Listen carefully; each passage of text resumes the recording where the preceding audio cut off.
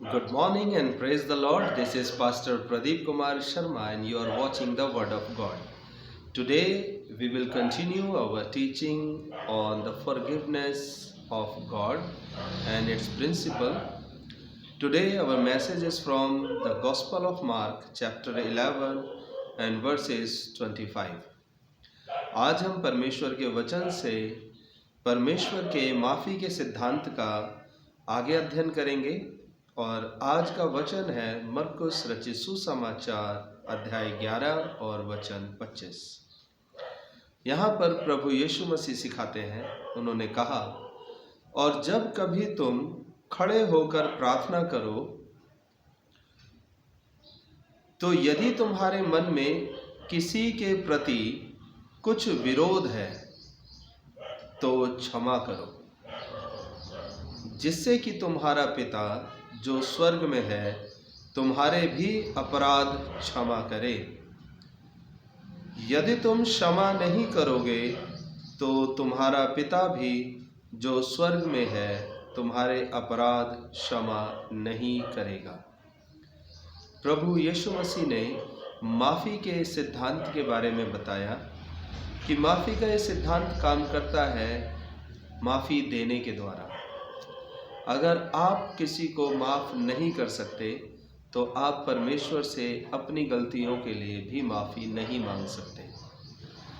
वचन हमें बताता है कि जैसा हम दूसरों के साथ करेंगे वैसा ही हमारे साथ भी किया जाएगा। परमेश्वर ने ऐसा सिद्धांत इसलिए रखा है क्योंकि परमेश्वर नहीं चाहते कि उनके राज्य में, उनकी उपस्थिति में कोई व्यक्ति किसी के प्रति घृणा का भाव लेकर के उपस्थित हो। जब हम कलीसिया और चर्च में इकट्ठा होते हैं तो यह परमेश्वर के स्वर्ग के स्वरूप का एक रूप है, उसके स्वर्ग का एक दर्शन है, जहाँ पर हम सब लोग परमेश्वर की आराधना करते हैं और यह एक वास्तविक स्वर्गीय स्थान बन जाता है जब परमेश्वर स्वयं उस प्रार्थना में उपस्थित हो जाते हैं।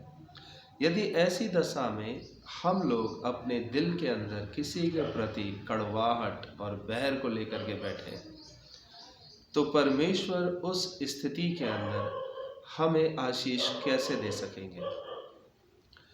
हमारे नज़दीक वो आएंगे और वहाँ पर वो आकर के देखेंगे कि इस व्यक्ति के हृदय में परमेश्वर के लिए स्थान नहीं है, वहाँ पर नफ़रत पहले ही से बैठी है और नफ़रत परमेश्वर का गुण नहीं है, नफ़रत शैतानी गुण है।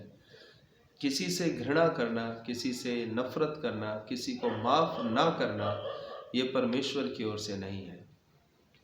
परमेश्वर हमें माफ़ करके फिर से प्रेम करना सिखाता है। मैंने कभी कभी लोगों को सुना है, ऐसा कहते हैं कि मैं माफ़ तो कर दूंगा लेकिन फिर उसके साथ बात नहीं करूंगा। यदि ये परिस्थिति है तो वो माफ़ी मात्र एक माफ़ी देने का दिखावा है, वो माफ़ी देना नहीं है। जब हम किसी को माफ़ करते हैं तो उसके बाद हम अपने रिश्तों को ठीक कर लेते हैं, हम अपने वार्तालाप को शुरू करते हैं, हम एक दूसरे को देख करके आशीष देते हैं, एक दूसरे को देख करके प्रसन्न होते हैं। वहाँ पर ये वाली भावना नहीं रह जाती कि मैंने इसे माफ़ तो कर दिया है लेकिन मैं इससे फिर कभी मुलाकात नहीं करूँगा, क्योंकि यदि ऐसा कोई व्यक्ति करता है तो वह माफ़ी दे नहीं रहा है, माफ़ी देने का मात्र दिखावा कर रहा है। इसीलिए यहाँ पर परमेश्वर हमें एक बात कहते हैं कि जब कभी तुम खड़े होकर के प्रार्थना करो, इसका मतलब ये है कि जब कभी आप पूरे उत्साह में हो और प्रार्थना कर रहे हो।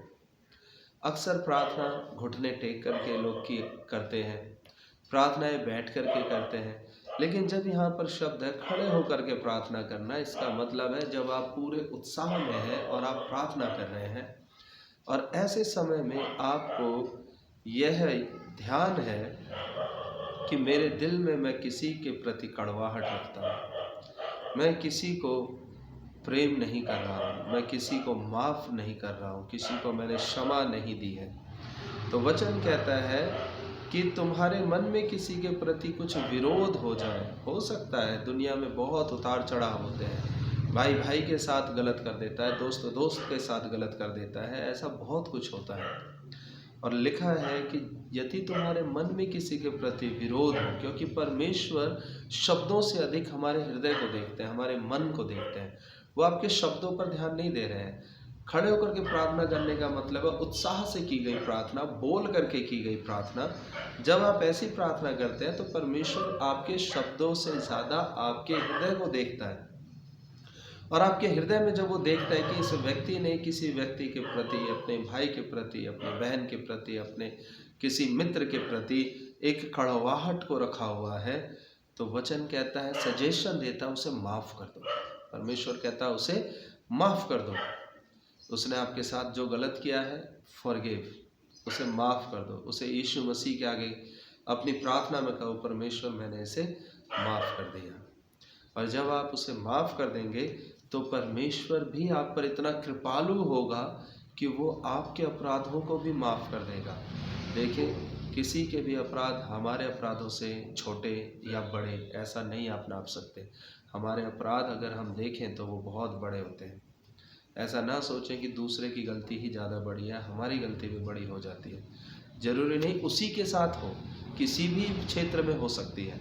ऐसा नहीं कि उसने गलत करा तो मैंने उसके साथ गलत करा तो मेरी गलती बड़ी है या उसकी गलती बड़ी है, वो नहीं। हम लाइफ में हर दिन कुछ ना कुछ ऐसा कर देते हैं जिसका अगर अकाउंट परमेश्वर लेने लगे तो उस व्यक्ति की गलती से ज़्यादा बड़ी गलती हमारी होगी।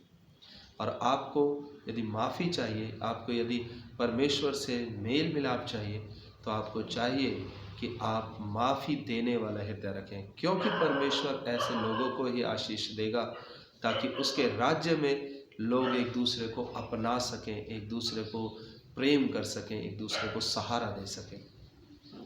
वचन इसी तरह से कहता है, यदि तुम क्षमा नहीं करोगे तो तुम्हारा पिता भी जो स्वर्ग में है तुम्हारे अपराध क्षमा नहीं करेगा।